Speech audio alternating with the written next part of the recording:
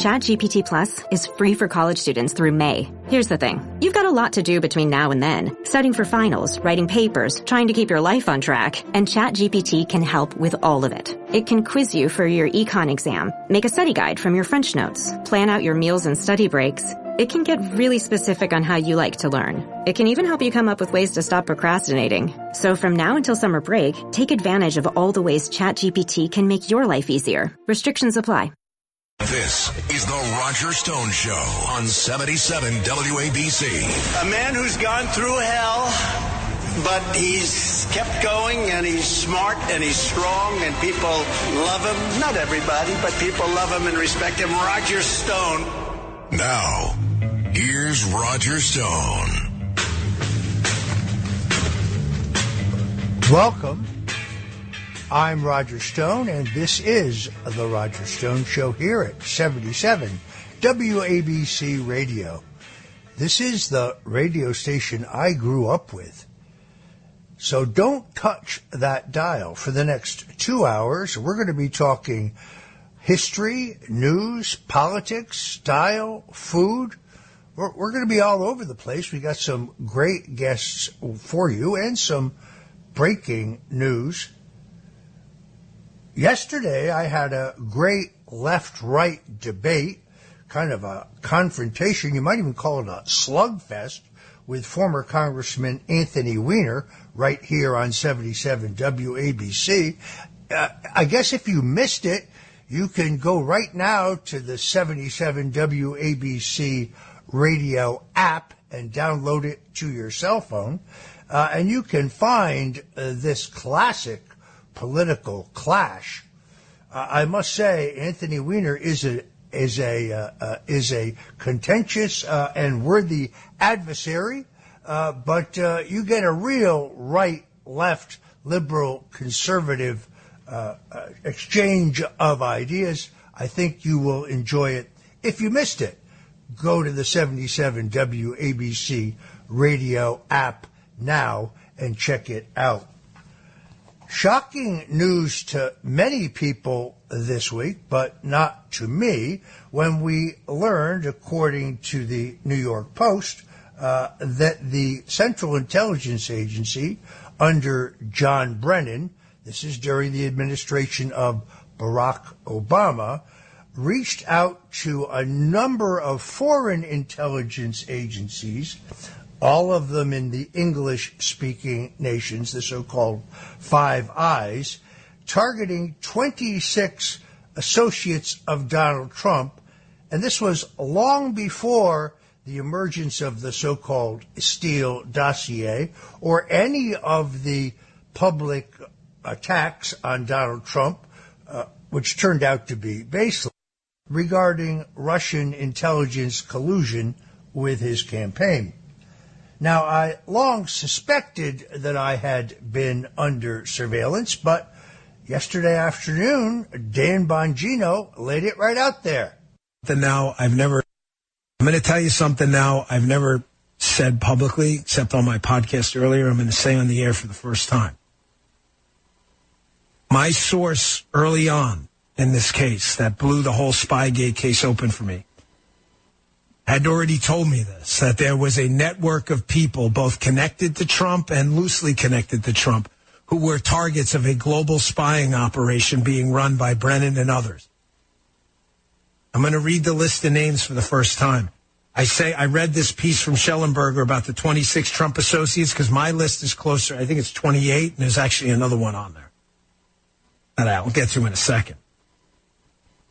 Here's the list of people I'm going to announce here for the first time that my source told me were targets.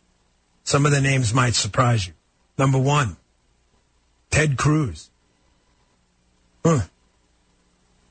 Donald Trump, Ben Carson, Don Trump Jr., Eric Trump, Ivanka Trump, Lara Trump, Melania Trump, Jared Kushner, Jason Miller, David Bossie, Sam Clovis, Paul Manafort, Jason Johnson, Carter Page, George Papadopoulos, Alice Stewart, who may be hearing this for the first time, Victoria Coates, who I'm pretty sure is hearing this for the first time, Christopher Bourne, Jason Osborne, Chris Christie, Don McGahn, Michael Cohen, Mike Flynn, Alexander Jones, Jeff Sessions, Rudolph Giuliani, and Roger Stone.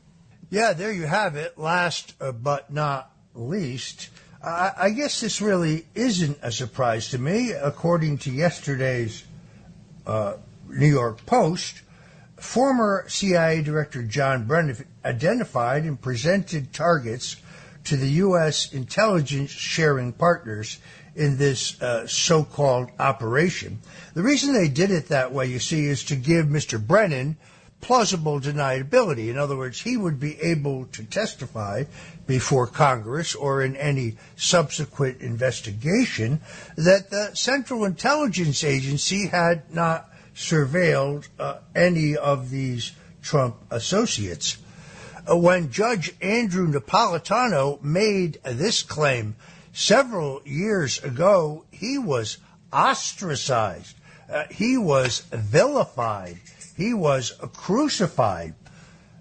He joins us today on the Roger Stone Show to take a victory lap because he turns out to be absolutely right.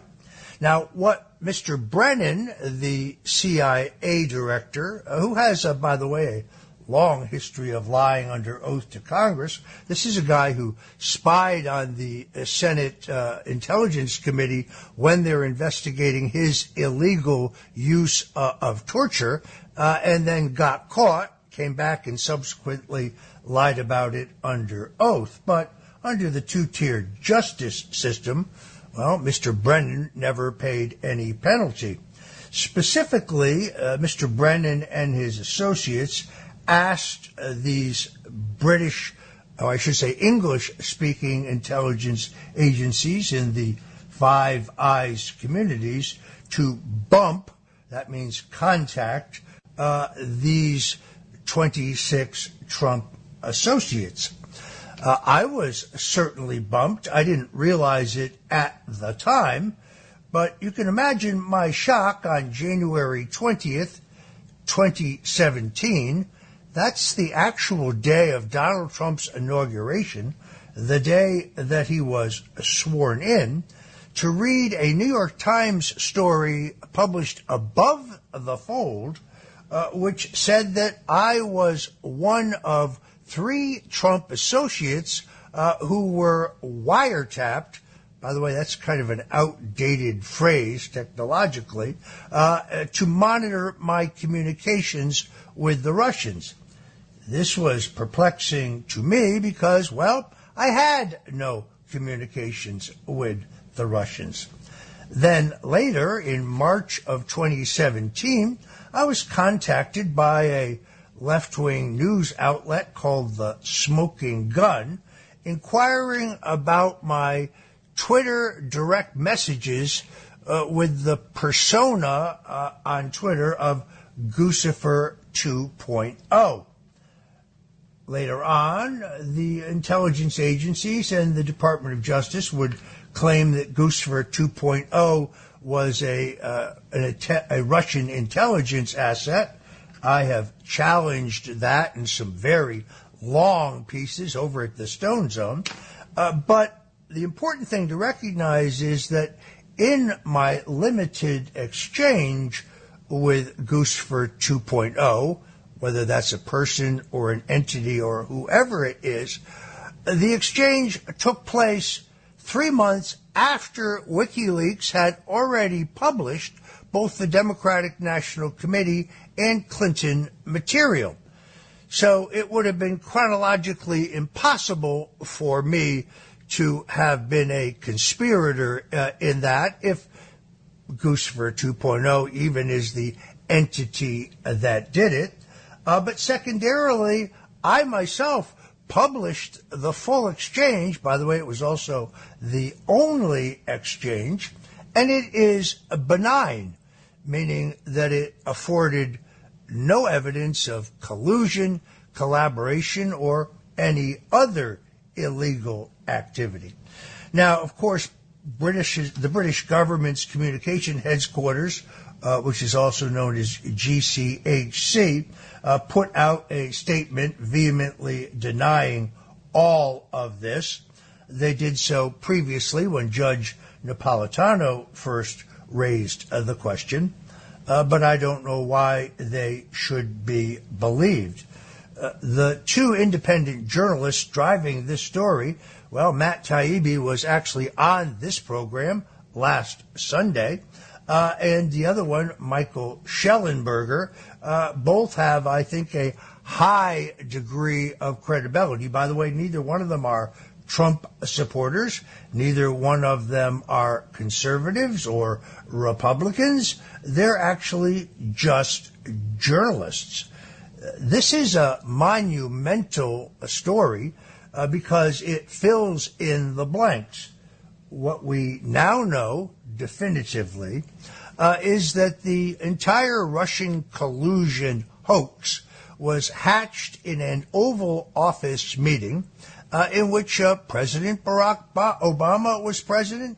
So was Vice President Joe Biden, CIA Director John Brennan, FBI Director James Comey, and National Security Advisor Susan Rice, and others. This is loosely called Obamagate, and Obamagate is, in fact, the greatest single abuse of power and political dirty trick in the history of the United States. That's because it is nothing less than the full use of the authority of the United States government and the extraordinary capability of the intelligence agencies utilizing what John Durham, the special counsel's report, now definitively tells us they knew to be fabricated evidence, the so-called Steele dossier, to rationalize FISA warrants, those are government warrants, on Carter Page, one of the 26 people identified as having been on Mr. Brennan's hit list. They knew from the beginning that Carter Page was not in touch with Russian intelligence.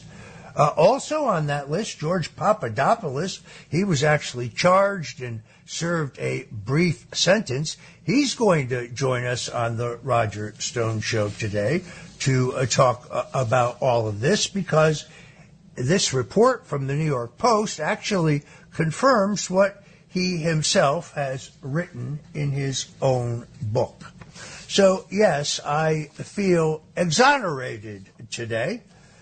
Folks don't really realize that on November 3rd, 2020, only because of the order of a federal judge, you see, BuzzFeed, I think they're now out of business, brought a lawsuit against the Biden Justice Department demanding the full release of the Mueller final report, his long redacted, long hidden report regarding Roger Stone.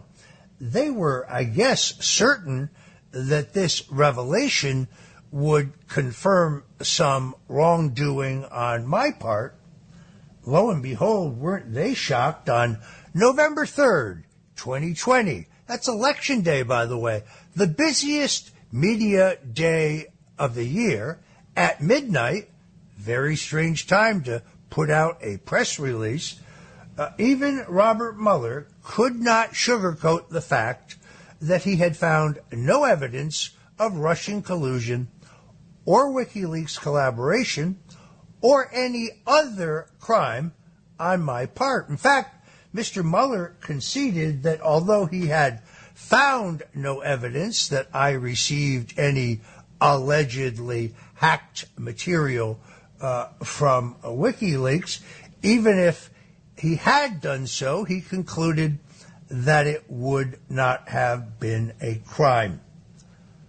That is little solace after I had to raise $3.5 million from small and medium-sized donors for my legal defense.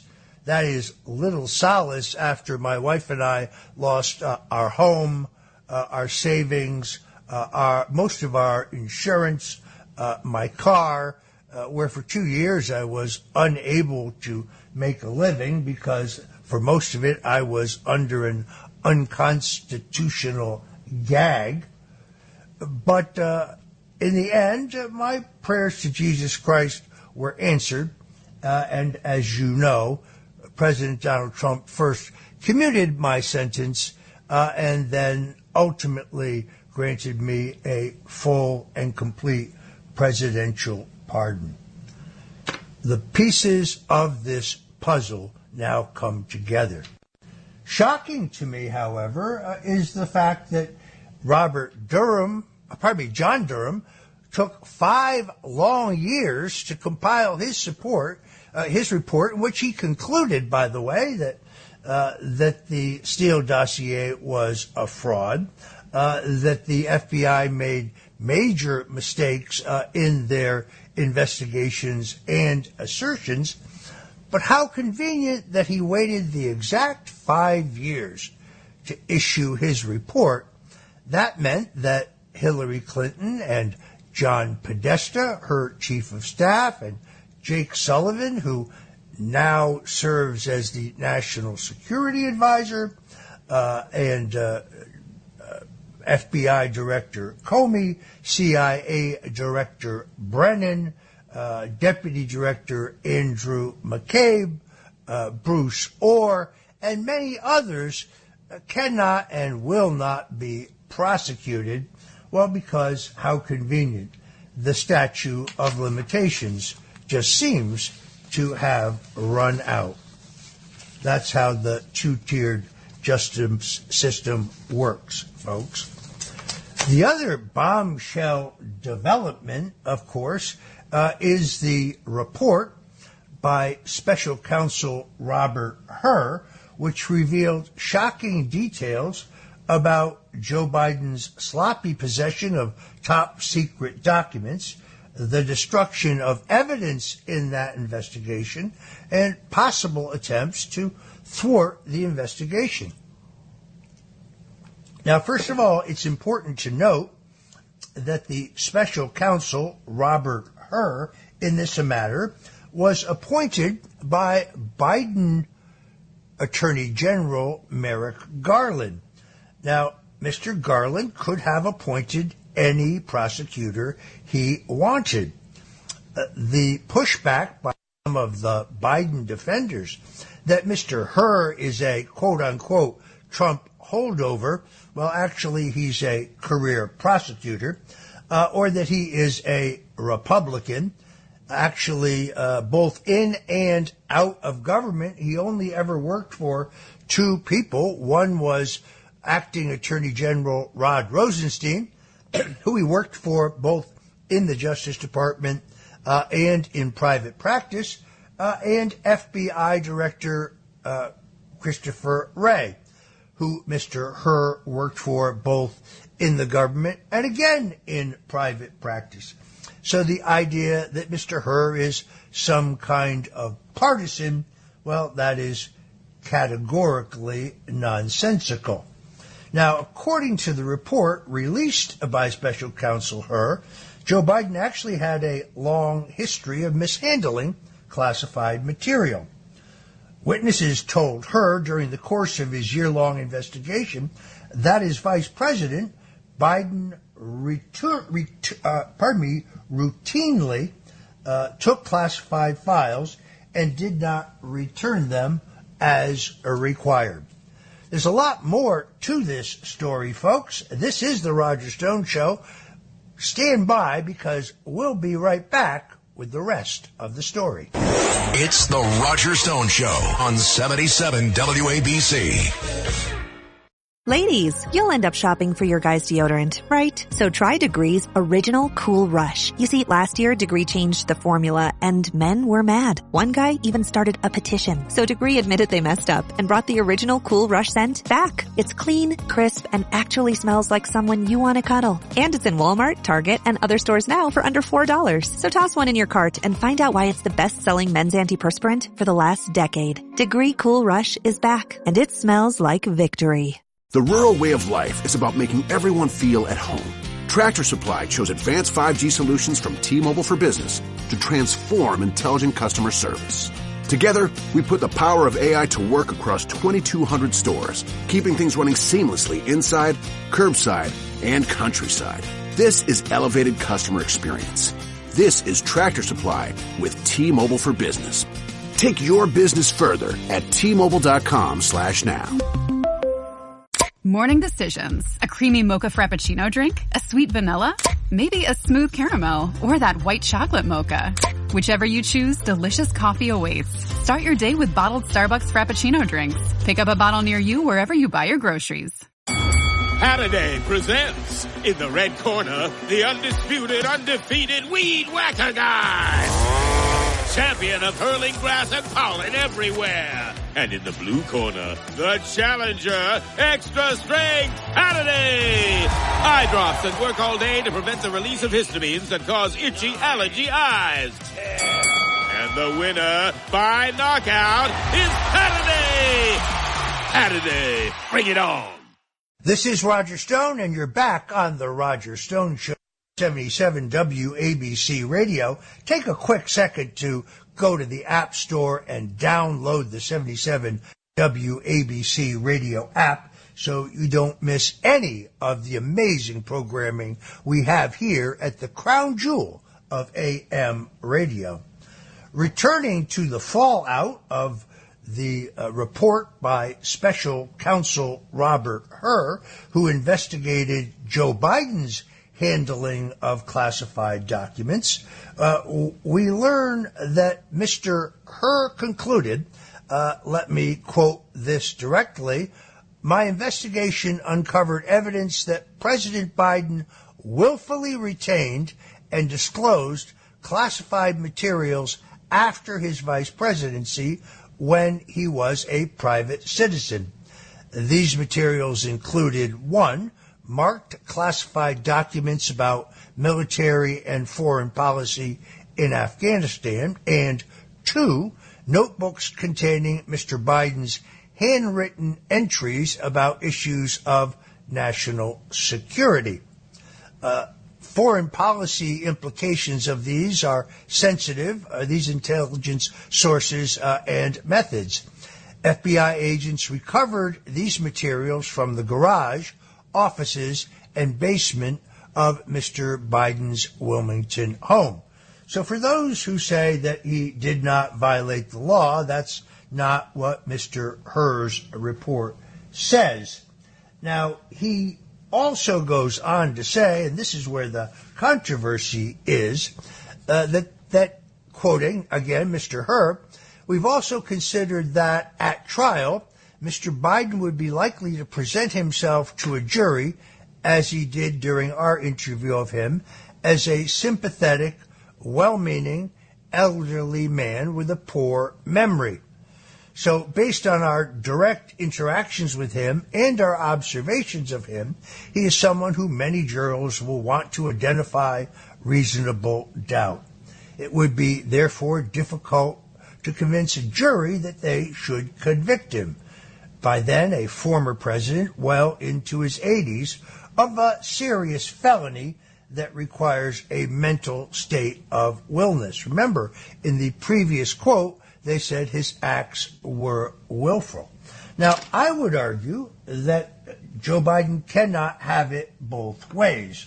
So on the one hand, they're telling us that unlike President Donald Trump, who is currently being prosecuted for his retention of confidential documents, retention that I argue under the 1977 Presidential Records Act, he's perfectly entitled to hang on to.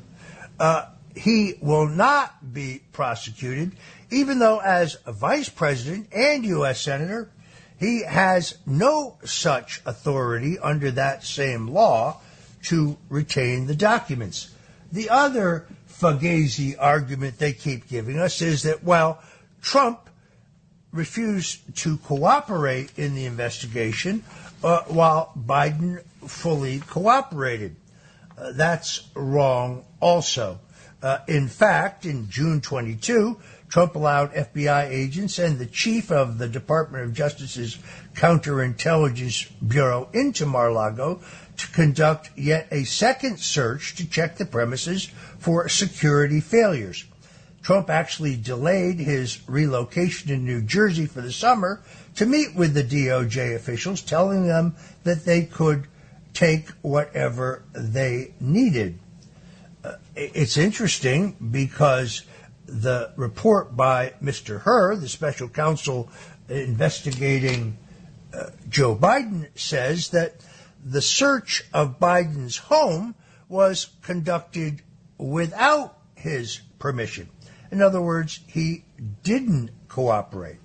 This is, I think, important to distinguish between those documents found in his garage, parked, I guess, near his fabled Corvette, and the documents and notebooks found in the president's Wilmington home.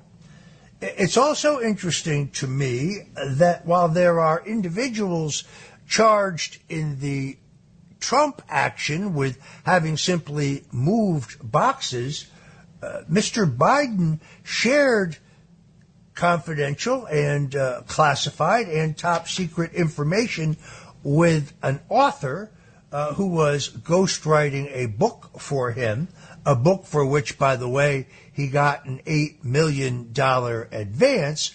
But when this investigation was announced, well, that fellow went out and destroyed the tapes of his interviews with Biden in which Biden had used the classified material. Remember the big controversy about whether or not Donald Trump read for a document for one particular reporter? Wow, the two-tiered justice system writ large. I think that there is a major effort now in the country, well, to change the subject. I think there's internecine warfare in the Democratic Party. I said on this show last weekend that I did not believe, given these stunning revelations, that Joe Biden in the end would be allowed to stand for re-election. He's going to be the nominee. Of that, there is no doubt. I haven't changed my view in that regard. In other words, the Democratic National Committee has cleared the way for his nomination. But I still predict you, and I stick to my prediction, that shortly before the Democratic Convention, which I believe is in July, the president will announce that he is releasing his delegates in order to let the convention work its will. It is at that point that I believe that the Democratic National Convention will turn to the very most popular Democrat in the country, Michelle Obama. Yes, folks, you heard it here first. In fact, last Sunday we had Joel Gilbert on the show, who's written a terrific book and produced a documentary called Michelle Obama 2024. If you don't believe my assertions, well, I would suggest that you check that book out. In the meantime, the Las Vegas odds makers are never wrong. Here are the odds out of Vegas this morning. They blow my mind. There's a 53% chance that Donald Trump will be the winner of the next presidential contest. The odd makers say there's a 33% chance that Joe Biden will be the next presidential winner. Michelle Obama comes in third, but only at 6%. And Robert F. Kennedy Jr. clocks in at odds of 2%. The same time, for those who are betting today, the odds makers say there's a 99% chance that Trump will win the South Carolina primary. There's a 96% chance that the Supreme Court will allow him to appear on the Colorado ballot. There's a 90% chance that Trump will win the South Carolina primary with over 20% of the vote. And they actually say that 87% say Trump will win every state. Now, I assume that that's every state in the nominating process. So if you are a betting person, get your bets in now. Great to have you with us on this beautiful Sunday here at the Roger Stone Show. Thanks for tuning in to 77 WABC Radio. Don't touch that dial because we will be right back. This is the Roger Stone Show on 77 WABC. Thanks, folks. You're back on the Roger Stone Show, and now it is my privilege to have one of the greatest entertainers in the history of the United States, country and western superstar Lee Greenwood, joins us now. Good morning. Lee, it is a great, great privilege to have you on the show again. You're a man who is not only a great entertainer, but you're also a great patriot.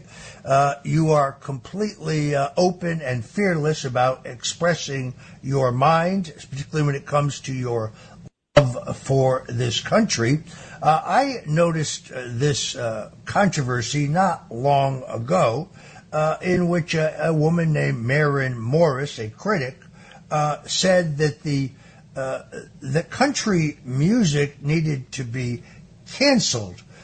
Which I found pretty objectionable. In an open letter, you fired back, and I can't think of anyone better to do so than the man who is, of course, the progenitor of the great patriotic hit, God Bless the USA. What was your answer to Ms. Morris? Well, as I said before, I think that possibly she needs to be canceled. And there are so many patriots in country music. To tell you the truth, there's music in general. As we express our art, which is merely a representation of the culture of the U.S., we reflect what the public feels. And I feel that the public in America, on a very wide scope, is patriotic. They love the country. And for her to pick just on country music, that's just silly to me. I don't think it has any merit whatsoever. Yeah, I love the fact that you fired back and immediately the great tradition of patriotism that infuses the country and western genre is something that I really think you personify. Your song, God Bless the USA, has almost become like a second national anthem. It is stirring. I still get the hair on the back of my neck stands up every single time I hear it. How did this come about? In other words, in your songwriting process, how did this come to you?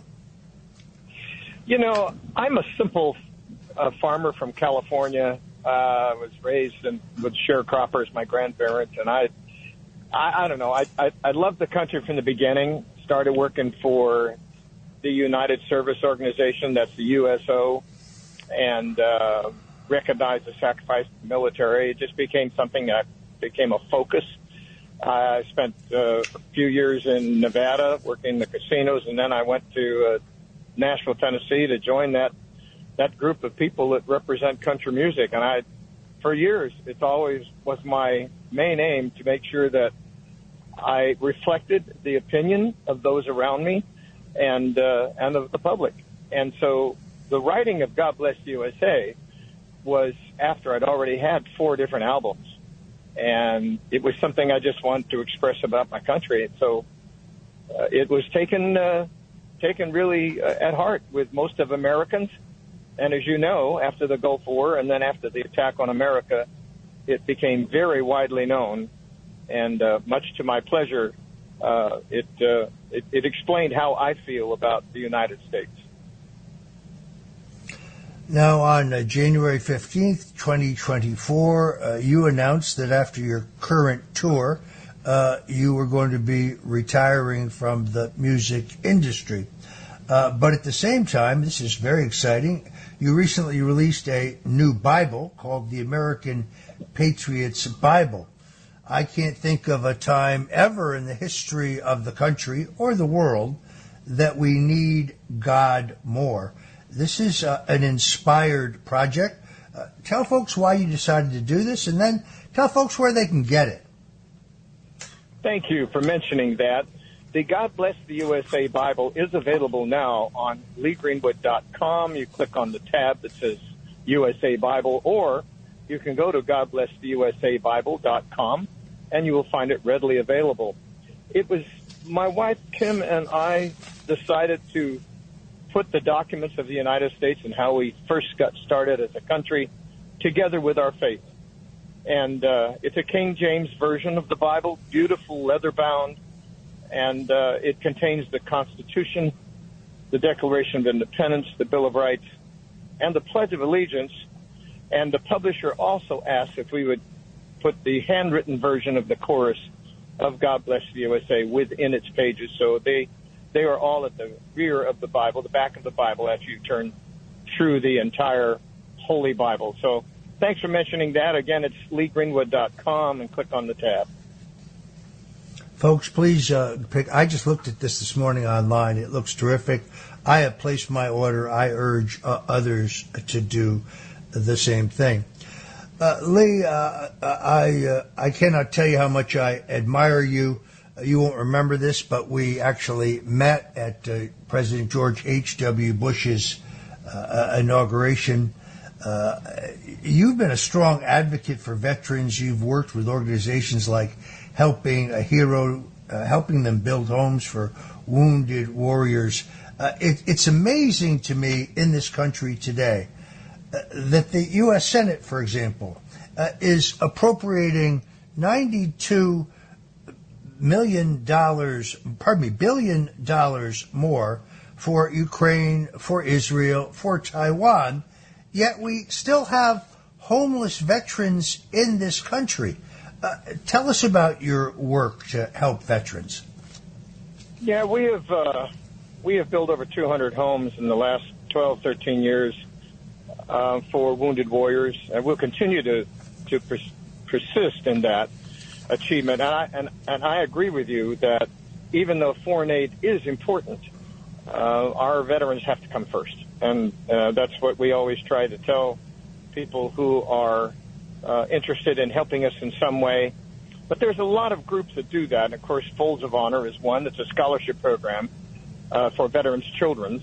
And then Tunnels to Towers, which actually is a wider scope than just veterans. But we certainly need to make sure that our veterans are not homeless and they are not without assistance and help from all of us, because it takes all Americans to help. It is something for which you really should be commended. You know what it's like to live on the road, to live on tour. You've been touring for many years. What kind of toll has that taken on your life? Because I looked at your schedule, and it would be vigorous for a man half your age. I must tell you, these days I hate traveling. It's so difficult, but are you going to miss it? Are you really going to miss it? I'll have to draw that line when it comes up. And I did mention that there'll be some time in the future when I prefer not to travel anymore. And it is tough. I mean, we're in Houston. We were at the George and Barbara Bush Foundation fundraiser last night with Condoleezza Rice and Peyton Manning, and we were a surprise guest for the audience that all came to make sure that the George Bush Library stayed funded.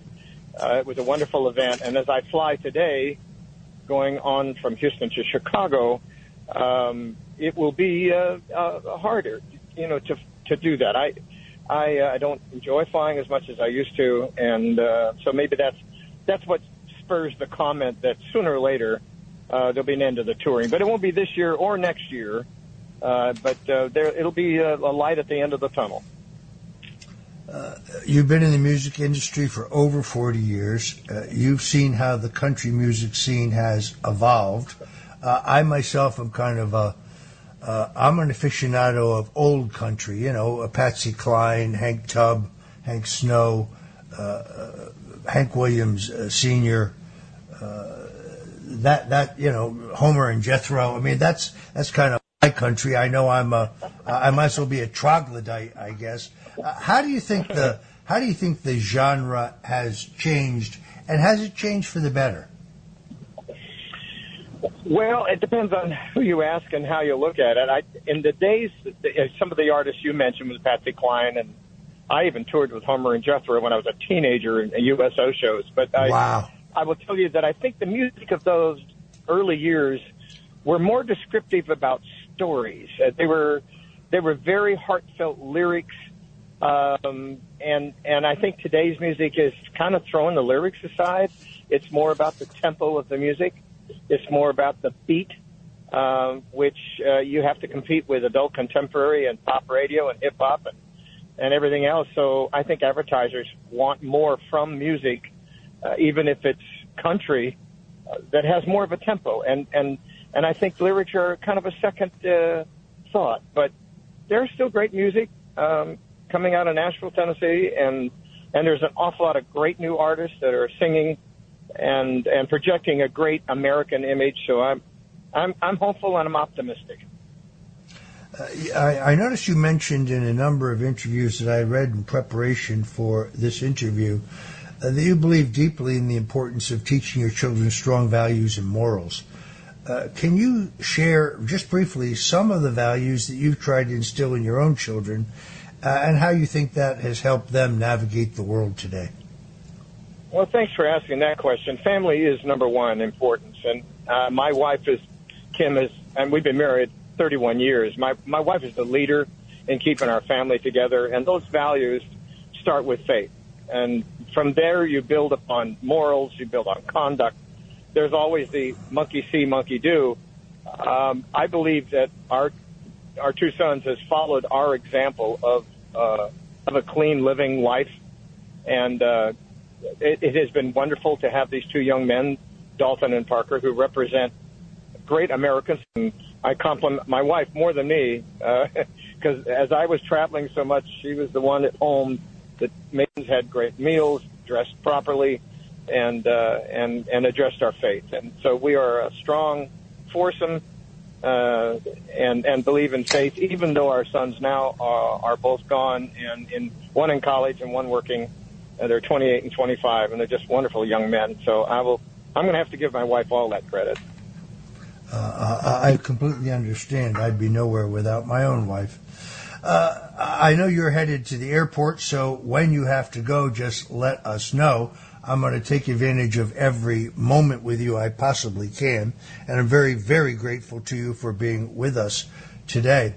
As you look back on your career, what would you consider your single most significant accomplishment? I know that's a tough question because you've done many great things. And if you had any advice for aspiring young artists in the country music industry, what would you tell them? Well, my life has had several pages where there was nothing more important than my career.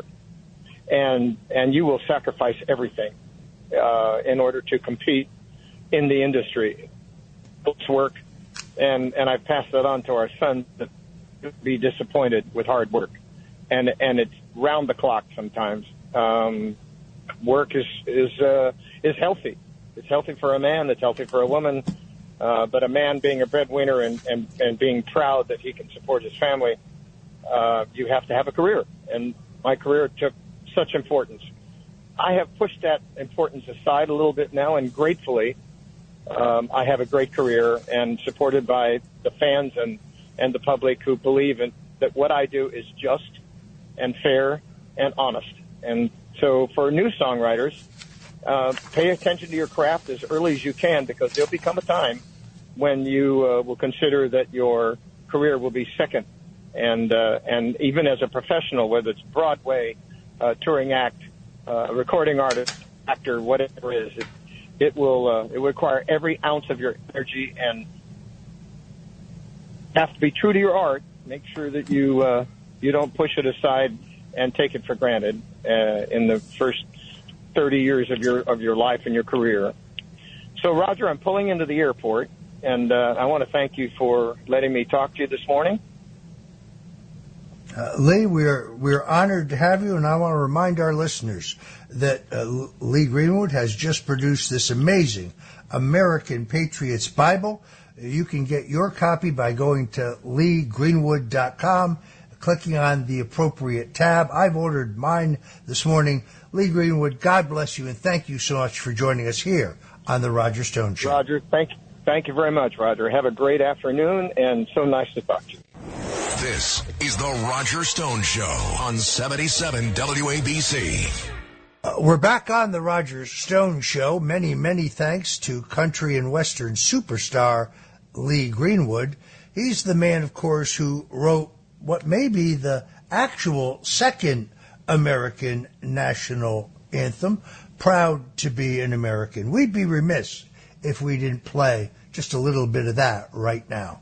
And I'm proud to be an American, where at least I know I'm free.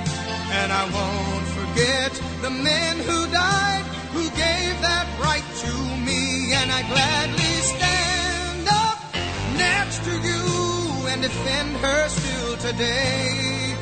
'Cause there ain't no doubt I love this land. God bless the USA.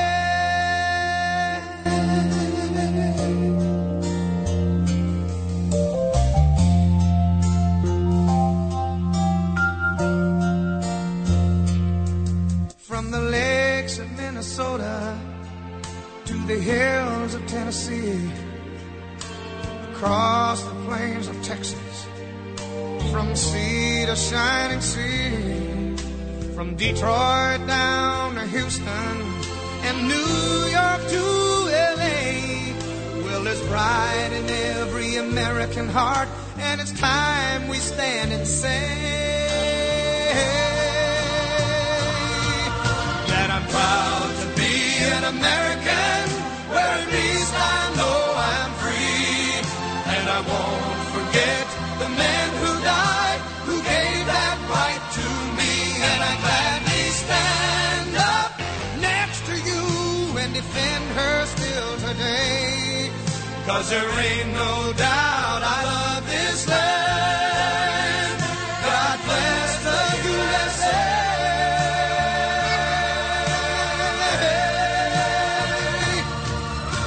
And I'm proud to be an American, where at least I know I'm free.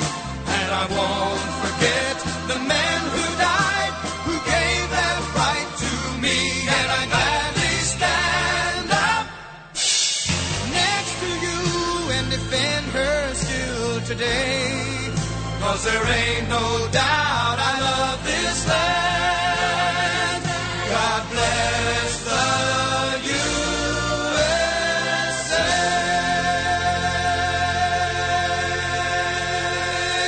Folks, you're back on the Roger Stone Show. The big story over the last couple of days is the stunning revelation that the Central Intelligence Agency under President Barack Obama asked our foreign intelligence allies to spy on 26 associates of President Donald Trump.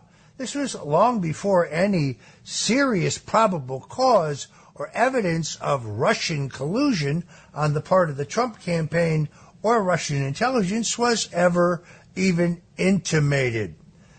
Here's President Donald Trump and Leslie Stahl. They had quite a clash. So the biggest scandal was when they spied on my campaign. They spied on my campaign. Well, there's no real evidence of that. Of course there is. No. It's all over the place. Leslie, Sir, they spied on my campaign and they got caught. Can I say something? You know, this is 60 Minutes, And we can't put on things we can't verify. You won't put it on because it's bad for Biden. We can't put on things we can't verify. Leslie, they spied on my campaign. Well, we can't verify It's been totally that. verified. No. It's been, just go down and get the papers. They spied on my campaign. They got caught. No. And then they went much further than that, and they got caught. And you will see that, Leslie. And you know that, but you just don't want to put it on the air. As a matter of fact, I don't know that. Okay. The stunning arrogance of Leslie Stahl, who has been embarrassed already because, well, we do have evidence of this. And it's important to recognize that this new report in the New York Post, reflecting the investigative journalism of Matt Taibbi, who joined us last week on the Roger Stone Show, and his association, Mike Schellenberg, is based on sources from the House Oversight Committee, the committee looking into government corruption. Therefore, there's going to be a report, and there's going to be documentation of all of this.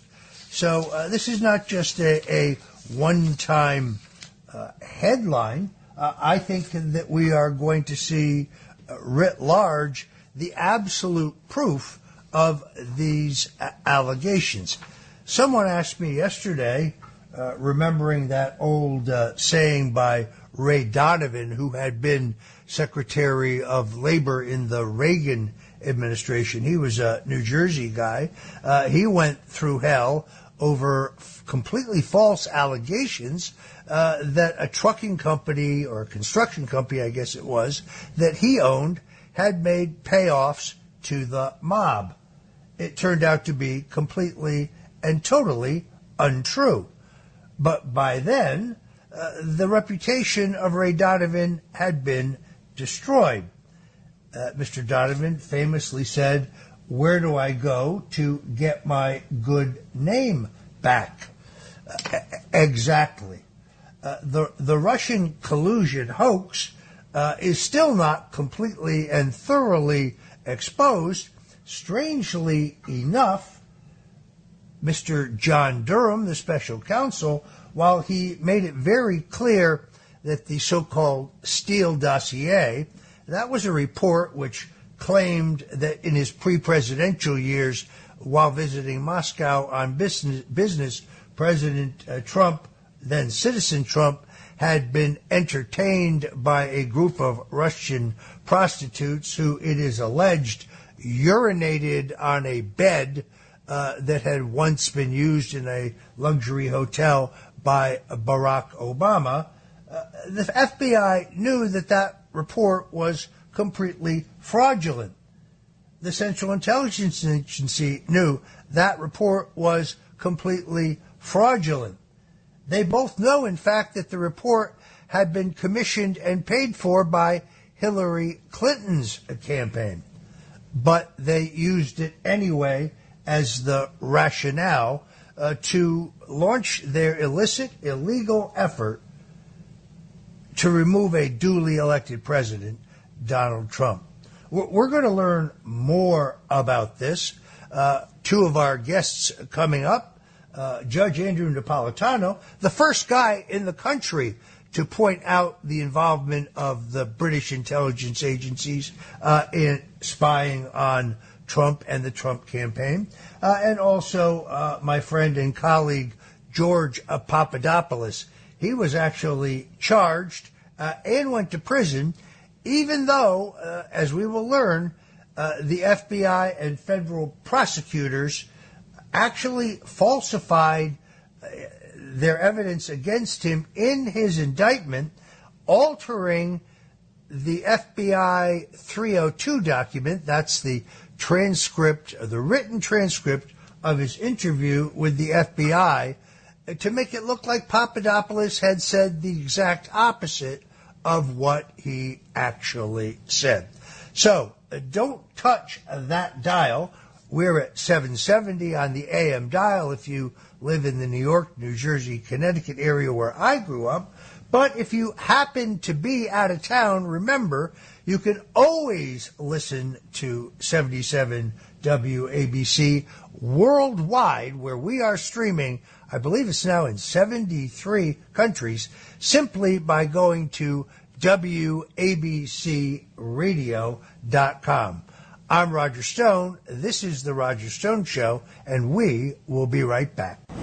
This is The Roger Stone Show on 77 WABC.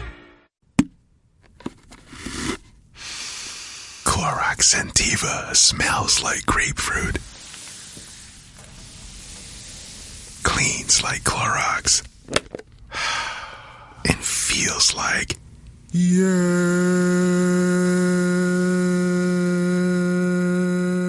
Okay, we could be here all day. Try Clorox Scentiva for a trusted clean with long-lasting freshness. Also available in lavender and coconut. Use as directed. Home means something different to everyone. But with Rocket Mortgage, home can mean even more. It can mean a college education, taming your high-interest debt, even a renovation. We've made it easier than ever to use your home equity. That home you worked so hard for, now it can work hard for you.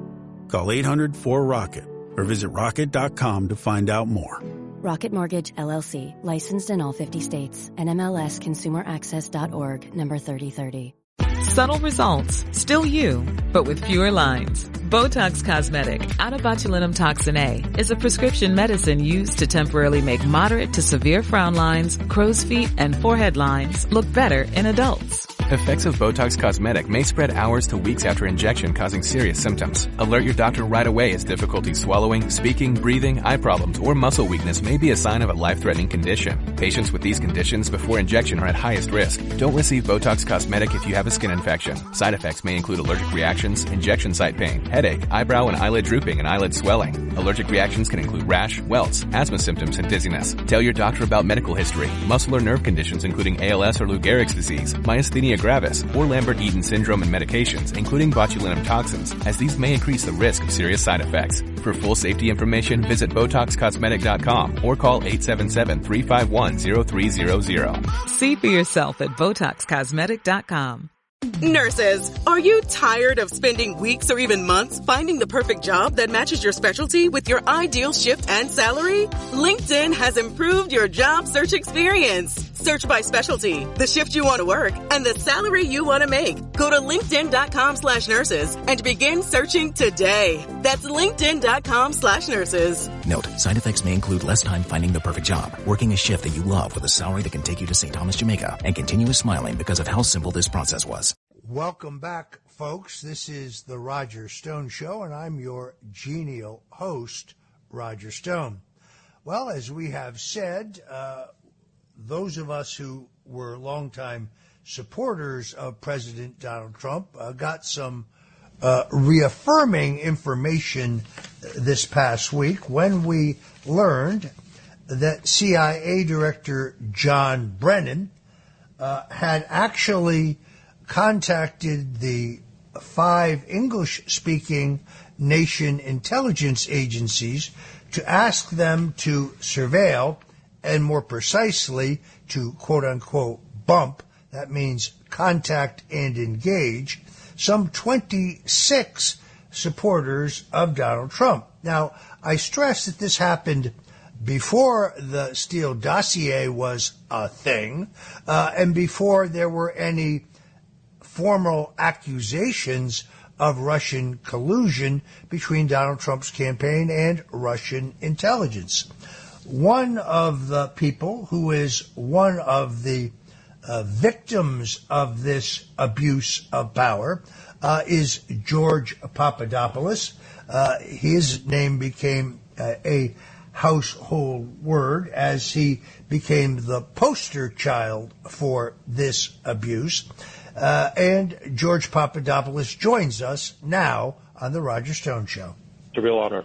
George, thank you so much for joining us. You really have to feel completely and totally exonerated here.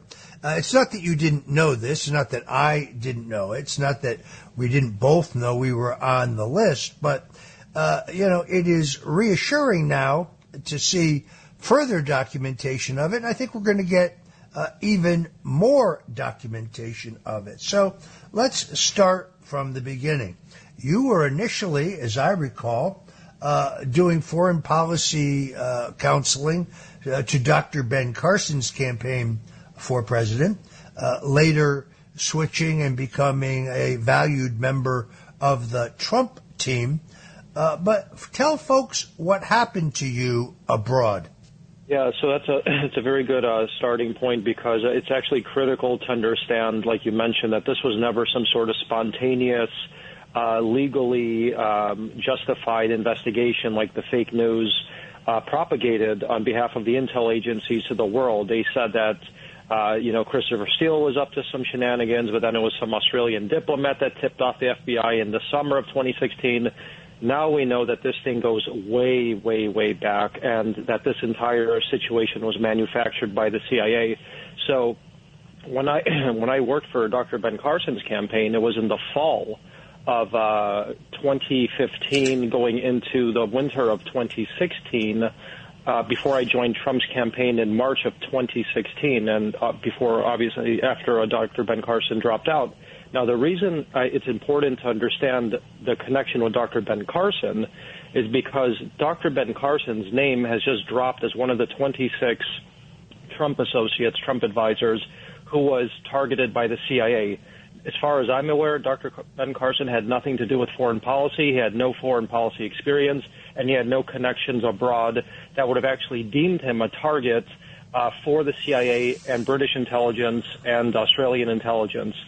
When I was on Ben Carson's campaign, that's the first moment that the U.S. embassies in London, the State Department, some of these nefarious characters that later became at the heart of the scandal with Trump started to reach out, bump into me, get to talk to me, ask me questions, this kind of stuff. When I joined Trump's campaign in early March of 2016, not even the Washington Post knew that I was on that campaign, but all of these assets knew.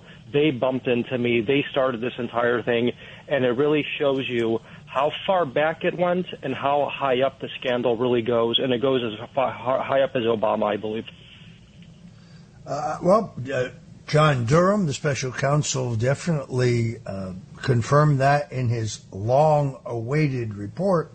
I find it kind of interesting that special counsel Jack Smith, who raided Mar-a-Lago in a search for classified or top-secret documents that I contend President Trump was under law entitled to have, wanted Donald Trump to go to trial this past January. In other words, just several weeks ago.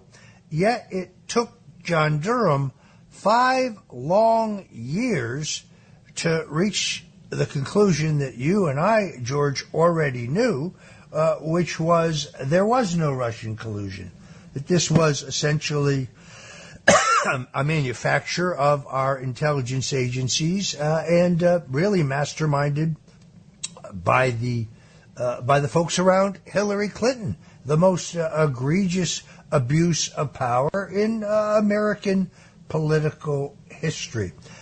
Tell us about the mysterious college professor, Professor Mifsud, and where did he come from, and exactly how did they make their approach to you?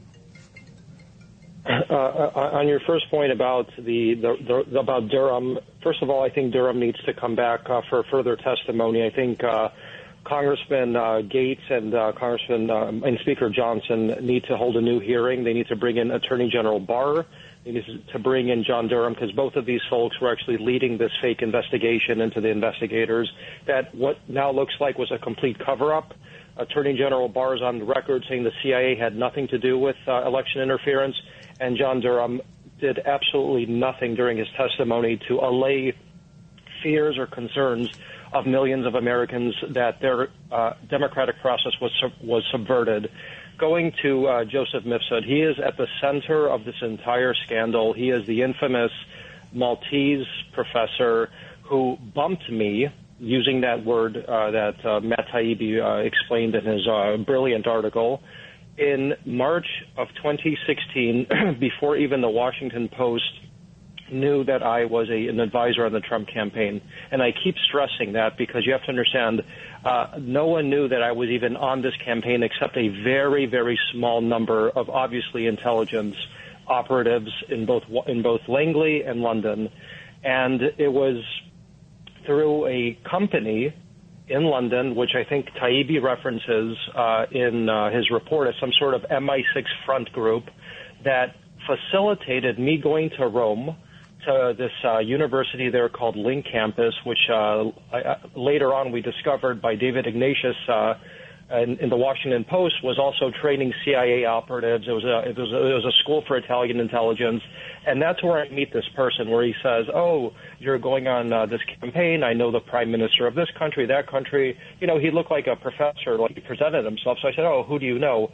A couple weeks after meeting him, out of the blue, he drops this information. Hey, the Russians have Hillary's email and to set me up, and then the rest is history. So this person, Joseph Mifsud, has now gone underground for the last 5 years. The moment my name went public, I think in October of 2017, as the first guilty plea or indictment, whatever that situation was, he said, wait a minute, I'm being framed, meaning Joseph Mifsud. I'm a Clinton supporter. That's really what he said in an Italian newspaper.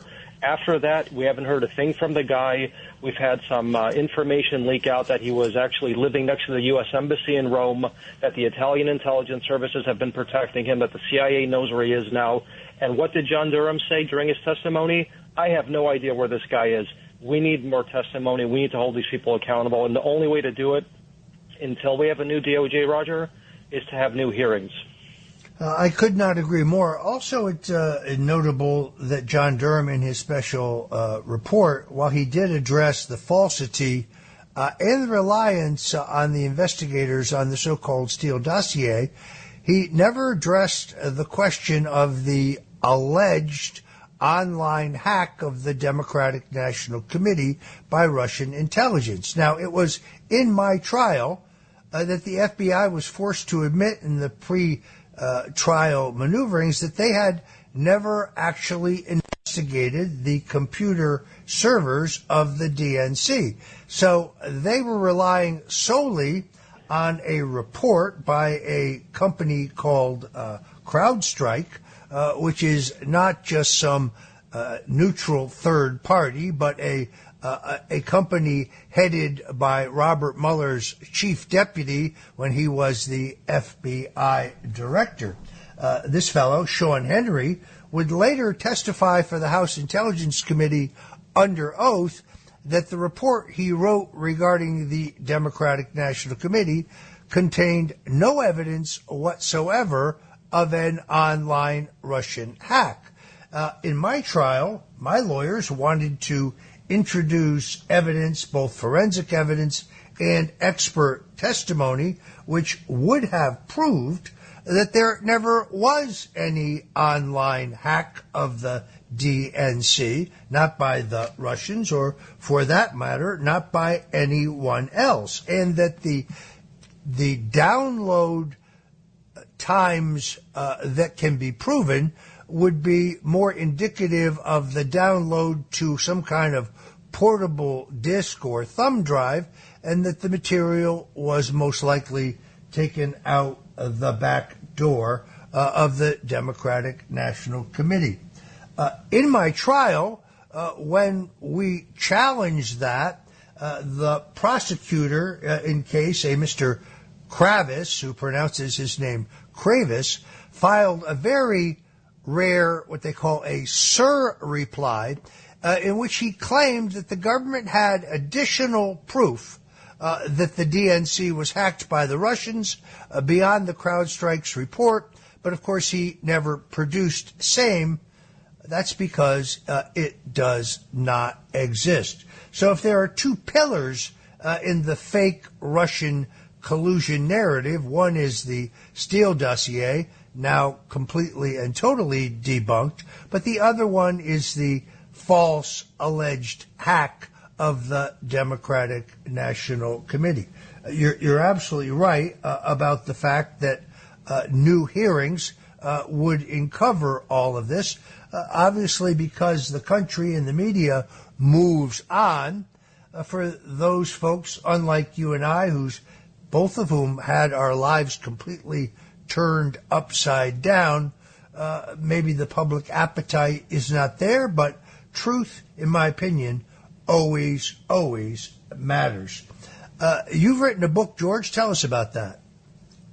Yeah, Roger, about what you mentioned, both of the pillars of this entire scandal have completely been debunked. It was critical, what you just mentioned regarding the hack, how that was completely disproven, and how they relied on basically blaming Russia for a hack that they weren't responsible for, and then obviously the Steele dossier and all this fabrication. So clearly it looked like they were trying to create the pretext to launch some sort of conflict with Russia that unfortunately we are now seeing with hundreds of thousands of people that have died in Russia and Ukraine, which is a very, very sad story. And every single day that something about Russia comes out, it has always to do with aid packages to Ukraine, and as American people are suffering here at home. So obviously what we're talking about has immense ramifications for the present day. So I think that's why the American people really do need to have full transparency and accountability for what happened then, because it affects today. The book is called Deep State Target, How I Got Caught in the Crosshairs of the Plot to Bring Down President Trump. It goes into intense, intimate details of all of the minutia, the A to Z process of how this entire scandal started, who I believe were the puppet masters, what their motivations were, what cities were involved, what countries were involved, which intelligence services were involved. And I think because the news cycle does move so quickly, if somebody goes back and reads it, they'll get a lot of these names that we're probably going to see a lot about moving forward. And it's quite an interesting read. I'm very proud, obviously, that you've endorsed it, that President Trump has endorsed it, that others have endorsed it. And it was just my duty, I guess, to get this out there, just like you have. I very much appreciate that. You have a grounding in both foreign and defense policy. What is your assessment of these breathless announcements late yesterday that suddenly we are told that the Russians are involved in some kind of nuclear capability or a pending attack in outer space? Well, Roger, the weak and feckless leadership of the Biden administration has just really invited our, adversaries. I don't call Russia an enemy. Let's call them an adversary or a competitor, just like other countries, to behave in this escalatory manner. And we can't forget that Putin actually just recently endorsed Biden publicly, because he knows that Biden's weak and he could get away with this kind of stuff. And if we go back to the beginning of the Biden administration in the early days of 2021, when I think Jen Psaki, she was the secretary at the time, members of the media were asking her, what do you think about the scope and development of the Trump Space Force? And Jen Psaki started laughing, saying, "Oh, Space Force, Space Force." As you recall, Space Force was what Trump's when Trump was very prescient to seek out space as a new frontier in tech and development and the military, and he created the first new armed service since 1947. So clearly, Trump knew that to deal with countries like Russia, with China, with India, these countries that are all developing tech and space development and weapons development, that he would need to earmark particular funding to these type of programs and not DEI or these pet projects and green energy like the Democrats are wasting all of our money and resources on, and these various agendas around the world. And the Democrats laughed at him, but I don't think they're laughing anymore, Roger, because at the end of the day, while the hot war is in Eastern Europe, it looks like there's going to be a cold war that's moving into outer space. And as long as we get Trump back into office, I think that's not going to escalate into a hot war in space either. Yeah, I must tell you, I'm going to, until I see a great deal more, I'm going to remain skeptical. I understand how the media works, and there is an intense effort by the Biden administration now to distract attention from the report of Special Counsel Robert Hur, who is not a Republican, that questions whether President Joe Biden is in serious mental decline. There's also now additional effort to distract from this shocking story that John Brennan, long before we'd ever heard of the Steele dossier, long before there were allegations of Russian collusion, long before Donald Trump became president, had leaned on our allies' intelligence agencies to begin surveillance and, in fact, engaging in an attempt to somehow entrap 26 individual advisors or supporters of President Donald Trump. What better way to get those stories off the front pages and out of the lead of the news than this largely unspecified new threat by the Russians from outer space? Perhaps I'm wrong. We shall see in the next couple days. Folks, if you're just tuning in, this is the Roger Stone Show. I'm visiting with former Trump advisor George Papadopoulos, and we'll be right back. This episode is brought to you by Factor. Optimize your nutrition this year with Factor, America's #1 ready-to-eat meal service. Factor's fresh, never-frozen meals are dietitian approved, ready to eat in just 2 minutes. Choose from 40 weekly options across 8 dietary preferences, like Calorie Smart, Protein Plus, and Keto. Eat smarter at factormeals.com/listen50 and use code listen50 for 50% off, plus free shipping on your first box. Factormeals.com/listen50. Code listen50. Terms and conditions apply. Hey guys, have you heard of Goldbelly? It's this amazing site where they ship the most iconic famous foods from restaurants across the country, anywhere, nationwide. I've never found a more perfect gift than food. They ship Chicago deep dish pizza, New York bagels, Maine lobster rolls, and even Ina Garten's famous cakes. So if you're looking for a gift for the food lover in your life, head to goldbelly.com and get 20% off your first order with promo code GIFT. This episode is brought to you by Hulu, presenting Paradise. Paradise is Hulu's critically acclaimed addictive drama series, starring Sterling K. Brown, Julianne Nicholson, and James Marsden. The Daily Beast calls Paradise your next TV obsession, and the New York Times says it's exhilarating in all the right ways. Paradise is for your Emmy consideration in all categories, including Outstanding Drama Series. For more information, visit fyc.hulu.com. Hey Ryan, that was a fast trip. It was like you teleported. Yeah, just got in. I'll get all my expenses logged, I promise. Oh, no, you're okay. SAP Concur uses advanced AI, so your expense report will practically write itself. Quite the breakthrough. It's like we've been teleported into the future. All right. So, just curious, would you give us written permission to convert your matter into energy patterns and reassemble you at, say, random travel destinations? Margaret, are you building a teleporter? No. Yes. SAP Concur helps your business move forward faster. Learn more at concur.com. This is the Roger Stone Show on 77 WABC. A man who's gone through hell, but he's kept going, and he's smart, and he's strong, and people love him. Not everybody, but people love him and respect him. Roger Stone. Now, here's Roger Stone.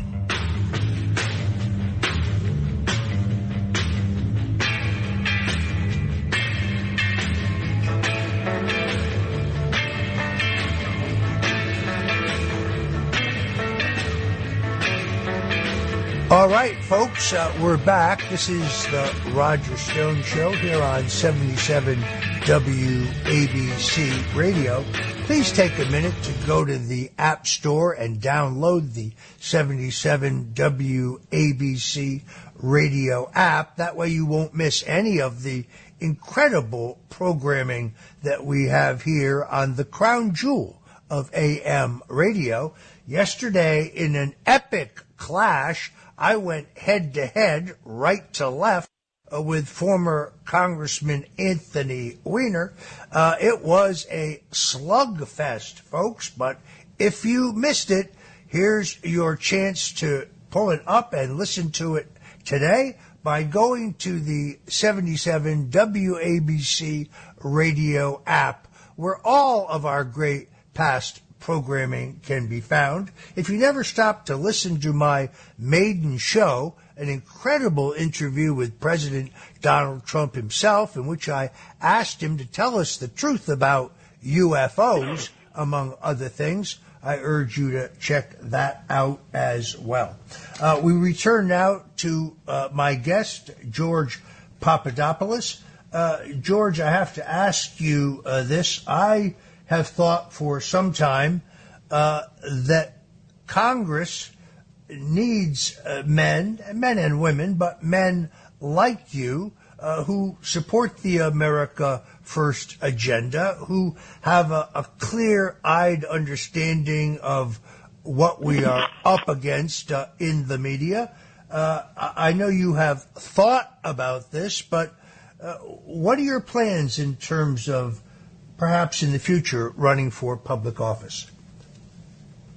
You know, that's something that I've been thinking a lot about over the last years because I never expected to be thrust into the situation that I was in. I think in life, it's not what happens to you, it's how you react to it. And I think I come out a lot stronger from this experience. It's something I never let take me down. I have a very strong family. Obviously, you know Simona, my wife, very as a close friend of yours as well.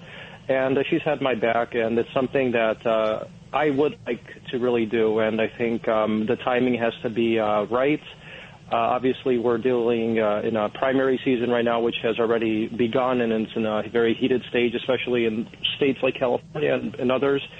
So moving forward, my goal for this cycle is certainly to do my part to get President Trump elected, and once that objective is completed, then certainly looking at 26, that's something that I think is certainly on the table, and it really all depends on the district, obviously the people backing me, and people like you, and hopefully eventually President Trump, if that decision does come down. But that's where we are at the moment, and certainly one step at a time, but it's definitely a long-term goal. Well, obviously, all public service does not have to be in the legislative branch. I would hope that if President Donald Trump is returned to the White House, kind of what we call the full Grover Cleveland. Grover Cleveland is the only president in American history to be elected president, to be defeated for re-election in a hotly disputed election, and then return to the White House for another extraordinarily successful term. It's not coincidental to me that Grover Cleveland was a New Yorker. And, of course, Donald Trump is the quintessential New Yorker. But should he return to the White House, I would hope that he would consider you as an appointee based not only on your steadfast loyalty, but also to the fact that you are out there all the time advocating the America First agenda. You are, let me underline, you are not an establishment thinker. You and your family, well, you've gone through hell, too. I think you'd be a great, great appointee. Tell folks one more time where they can get your great book. You have every right, above all others, including Judge Napolitano, who joins us shortly and who predicted all of this, to be taking a victory lap today. Where can folks get your book? Roger, I really appreciate those very kind words, and if that opportunity ever does arise, that would be the privilege of a lifetime to definitely do. So thank you so much for that very kind endorsement. The book, Deep State Target: How I Got Caught in the Crosshairs of the Plot to Bring Down President Trump, it's, I think, only in Amazon now. I don't think bookstores carry it anymore. You could follow me on X, where that's pretty much my major social media platform, at GeorgePapa19. And you'll probably be seeing a lot more developments on that platform moving forward. And it's been a real pleasure talking with you, Roger, and thank you so much for this invite. All right, George Papadopoulos joining us today on The Roger Stone Show. Thank you, my friend, and God bless you. As for those in the audience, stand by. The Roger Stone Show will be right back. It's The Roger Stone Show on 77 WABC. Welcome back, folks. This is the Roger Stone Show here at 77 WABC Radio. And joining us now is a man who must feel completely and totally exonerated.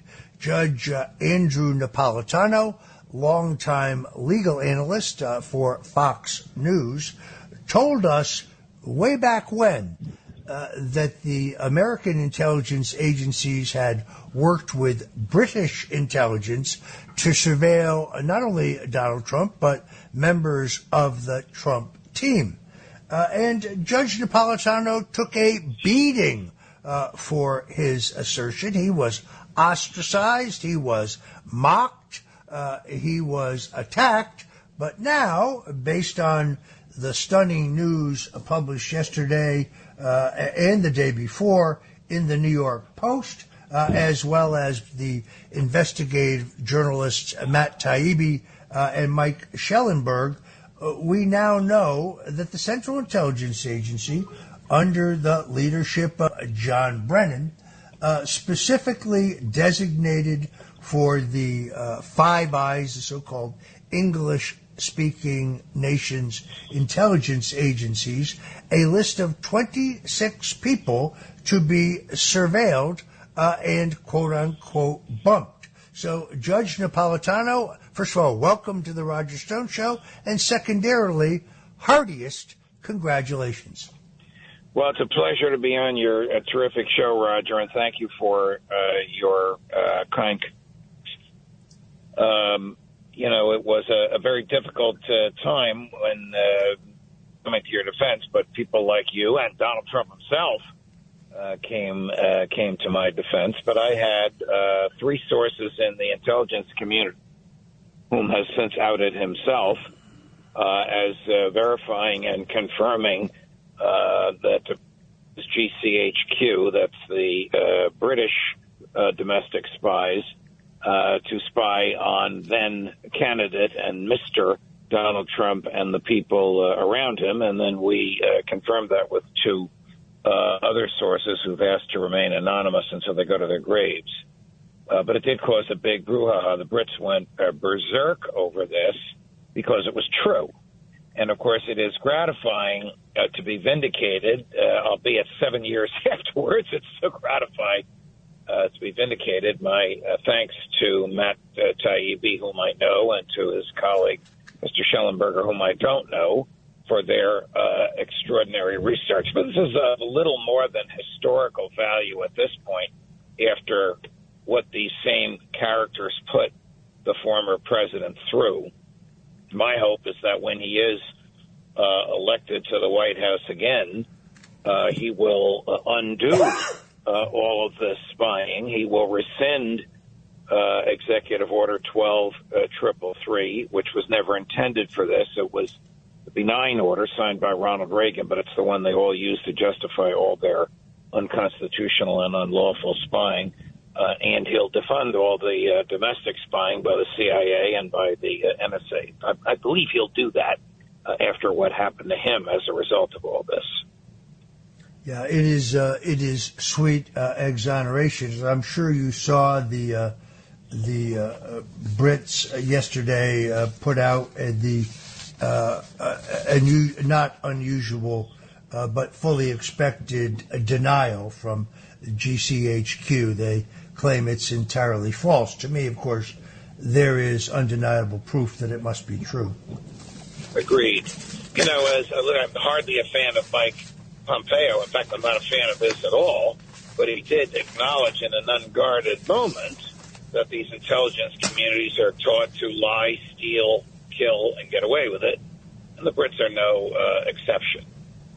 It was actually, I don't know whose idea it was. I don't think it was Barack Obama's. It was probably Jack Brennan's idea to use the foreign services to spy on Trump so that there'd be, at least until election time, plausible deniability. Now, I didn't come upon this until after Trump was in the White House. We knew something was going on. You knew something was going on. Your colleagues knew something was going on, but we didn't know what it was until these American intel agents, sickened by what their British colleagues had done came to me, and I decided to go public with it. It is kind of amazing. I could be wrong, but didn't our 37th president, Richard Nixon, go down for covering up an effort to spy on his political opponents in the 1972 presidential campaign? Absolutely. I mean, it's an entirely different world. I mean, we had an NSA in those days, but it was pre-George W. Bush, one of the worst presidents in history, who unleashed them, the NSA, to spy on everybody all the time. This is what Edward Snowden revealed. But what Nixon is accused of having done isn't even child's play compared to what presidents and their agents do today. One can only imagine the level of spying that's going on people like you and me and your good listeners under Joe Biden. Well, I mean, what we have seen in the Durham report, in these revelations yesterday, in some great investigative journalism, is the illicit use of government. That's a governmental abuse of power. The Watergate wasn't wiretapped by the CIA. Well, actually, it was, but only because the Central Intelligence Agency, we now know on the basis of declassified documents, great piece on this by James Rosen of Newsmax, learned about the Watergate burglar break-in team plan and infiltrated it. But there's no abuse of the public authority. Whereas this is use of the government authority and the intelligence agencies to spy on Americans. Seems, without a warrant, or probable cause, seems quite unconstitutional to me. It's not only unconstitutional, it's a crime. Now, the government doesn't, or I shouldn't say does, the government rarely prosecutes its own for this, but this is computer hacking. If you or I did to an American what Jack Brennan asked GCHQ to do to Donald Trump and we got caught, we would surely be prosecuted for computer hacking. It doesn't have to be a computer. It can be hacking into any fiber optic transmission of data, whether it's voice or digital or just numbers, whatever it is. It's the same crime. But the feds don't prosecute their own when they do it. The FBI has mastered this. The NSA has mastered it.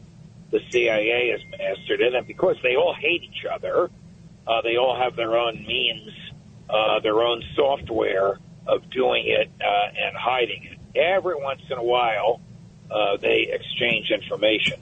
But allowing foreign people to do it not only is the crime of computer hacking, it is the crime of malfeasance in office, because it's the opposite of what they're supposed to do. They're supposed to protect us from foreign governments, even foreign governments that are supposedly friendly to us. Instead of doing that, they unleashed foreign governments on the future president and on the people around him. I would imagine they spied on you in those days, Roger. I know they spied on me after my allegations. Well, there is no question. On January 20th of 2017, that's inaugural day, the day Donald Trump was sworn in as president, the New York Times, in an above-the-fold story, reported, here's their headline, "Wiretapped data used in inquiry of Trump aides," subhead, "examining Russian ties." That story goes on to say that three people, Carter Page, Paul Manafort, and Roger Stone, were under government surveillance for their ties to Russia, which is odd. I'd forgotten that piece, Roger. Wow. I'm not surprised. And ties to Russia, which, by the way, I had none. So it's interesting, two things. The New York Times has steadfastly declined to retract that piece. They insist that they have three trusted sources. Yet in my trial, when I was basically framed for in-process crimes that didn't pertain to Russian collusion in an effort to pressure me into testifying falsely against Donald Trump. When my lawyers asked in discovery for proof of that wiretapping, that surveillance, the government insisted they had no such thing. Now, of course, we understand exactly why. The bumping of me, the search of my Twitter direct messages, which, by the way, still turned up no evidence of Russian collusion or WikiLeaks collaboration, was most likely done from offshore. How extraordinarily clever these folks are. As you know... And how extraordinarily bitter they were when they were exposed. I mean, the Brits just went hog wild. The GCHQ people called Rupert Murdoch and asked him to fire me. He basically said, well, you know, the judge did what we pay him to do, which is discover things and analyze them and reveal them. God bless Rupert Murdoch in this regard. Judge, since I have you, and since, you are one of the most brilliant legal analysts that I know, talk to us about this effort that is now before the U.S. Supreme Court to remove President Donald Trump from the Colorado ballot, which is really emblematic of a larger effort in many states to bar him from the ballot, claiming that his being on the ballot is disallowed under the 14th Amendment, Section 3 of the U.S. Constitution.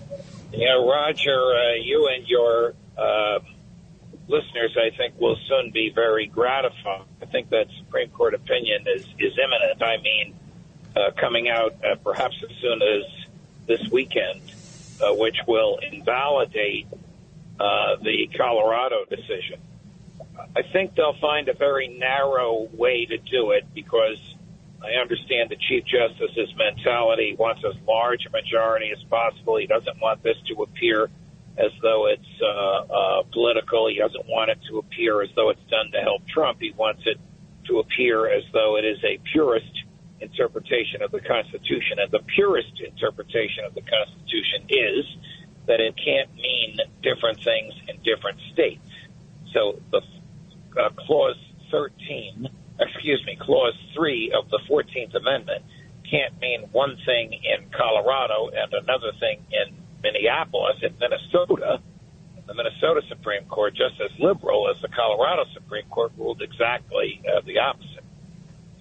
We also can't have in the modern era the absence of due process we had in the old days. So the clause in question prohibits anyone who, having once taken an oath of office to support the Constitution, violated that oath by engaging in or aiding and abetting an insurrection. So in the old days, if Roger Stone had been an official of the government, meaning he took an oath to uphold the Constitution, and then somebody saw him in a Confederate uniform fighting for the Confederacy, and then he tried to run for his old job in Congress again, the clerk would simply say, well, everybody knows that we saw Stone in the Confederate uniform. We're not going to put his name on the ballot. And that was that. But our understanding of due process today in this era, in the 21st century, is far more refined. Today, we would not deny this Roger Stone hypothetical or Donald Trump in reality the liberty of getting his name on the ballot without proof beyond a reasonable doubt in a courtroom that, in fact, he had engaged in an insurrection or aided and abetted one. Question, has Donald Trump been indicted for or accused of doing this by a federal or state prosecutor? Answer, no. So there is no basis whatsoever, in my view, for removing his name. That's what I think the Supreme Court will rule. And I hope so, of course. For those who don't think the Supreme Court of the United States is political, I'm sorry, but I don't believe that. I think they look at their decisions and their standing, and they do, unfortunately, take politics into consideration. I tend to agree with you. I read a great piece at America Greatness yesterday by the criminal defense lawyer David Schoen, who made an overwhelming case that Trump should not be barred from the ballot. I urge folks to take a look at that. But we also have, and I think conceivably, we may have before the Supreme Court the larger issue of presidential immunity. Now, Trump argued that he was, as you know, immune from prosecution for acts that he took as president.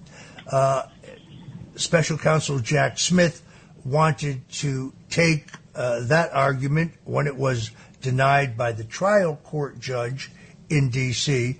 directly to the Supreme Court, leapfrogging the D.C. Court of Appeals. The Supreme Court would not allow that. It therefore went to the D.C. Court of Appeals, where it was predictably denied. This is the most politically activist and liberal, if not partisan, court in the country. And now the question is, will the U.S. Supreme Court even hear it? I don't think so, Roger. I think they're going to let it go to trial. If the trial judge does the right thing, it's a big if, she will let the jury decide this, because if the jury decides that what Donald Trump did in the days and weeks preceding January 6th and on January 6th was within his powers as President of the United States, well, then he's immune and he's not guilty, and that's the end of the case. I don't know how an appellate court could make this decision, because it's a question of fact. It is not a question of allegation or a question of law. It's a question of fact. And in our system, juries, not judges, resolve questions of fact.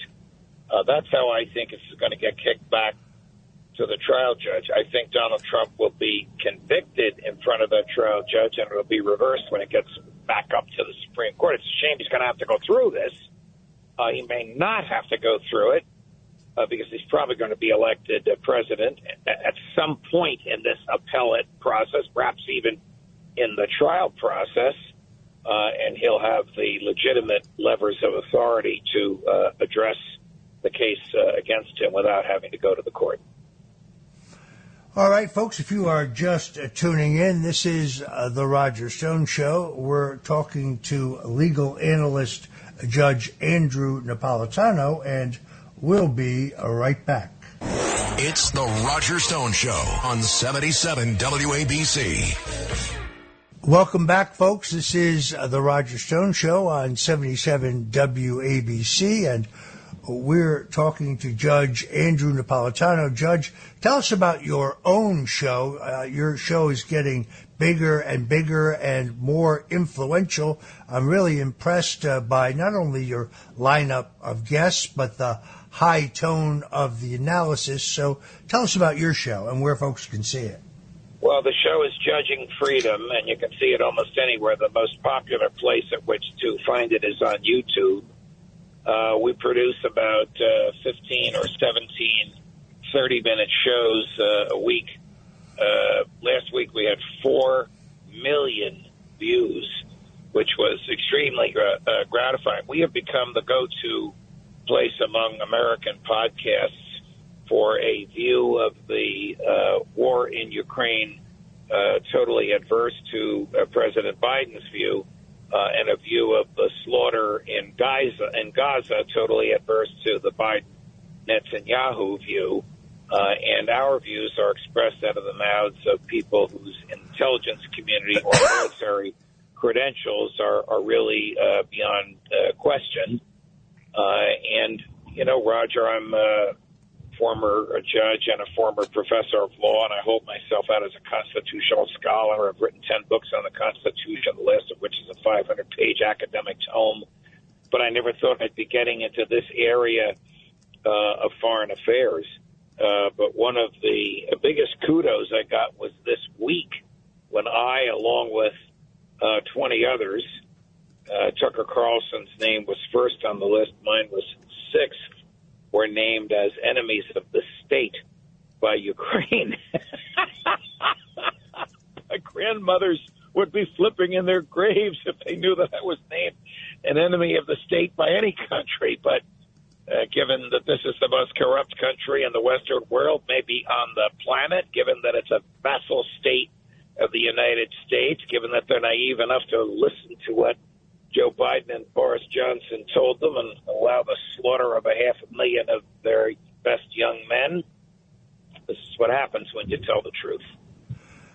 Your overall impression of the conversation interview between Tucker Carlson, a mutual friend of ours, and Vladimir Putin, no friend of ours. What did you think? I thought Carlson was A+ 2.0. If there's a higher grade, I would give it to him. I thought it was courageous, brilliant, timely, forthright, and to me, fascinating and captivating. The mainstream media that has attacked him, from Hillary Clinton on MSNBC on down, are nothing but bitter and jealous that he got the interview, and they didn't. The only thing that they covered was the portion of the conversation about Evan Gershkovich, the Wall Street Journal reporter from New Jersey, who's charged with espionage. Tucker got President Putin to acknowledge that conversations are going on about trading Mr. Gershkovich with somebody that the Germans are holding. But I thought it was just terrific, fearless, and courageous, and I'm not surprised at the way the mainstream media, including my former employers and his former employers, treated this. All right. Unfortunately, we are out of time. I want to thank my guest, Judge Andrew Napolitano, a man who justly can feel total and complete exoneration today. Judge, do a victory lap this weekend, because your assertion that British intelligence had been used to spy on associates of Donald Trump, for which you were so roundly vilified, has now been entirely proved. Folks, please hang on, because, well, my good friend Joe Piscopo is going to be right along with Sundays with Sinatra. It's the Roger Stone Show on 77 WABC.